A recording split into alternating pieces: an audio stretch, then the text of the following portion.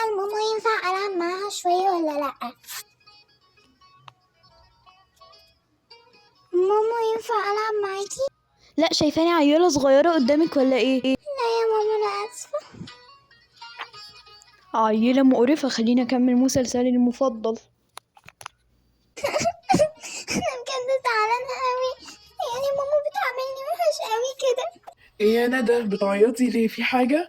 يا بابا ماما بتعاملني وحش أوي ومش بتلعب معايا خالص. انا نازل اتكلم معاها دلوقتي.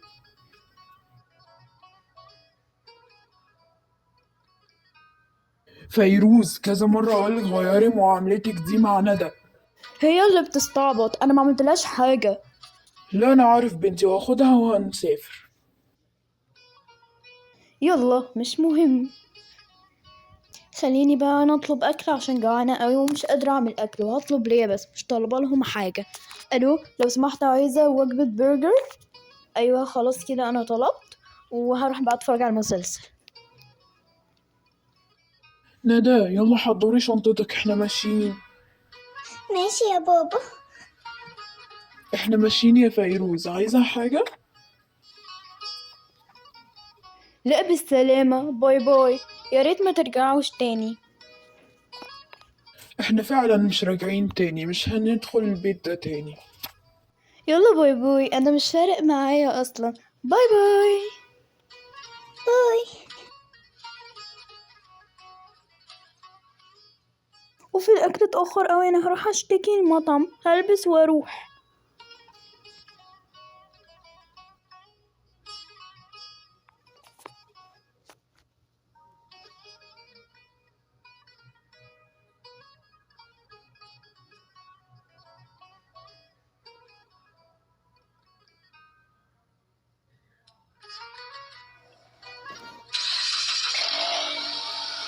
انا مش عارفه اتحكم في العربيه، ايه ده؟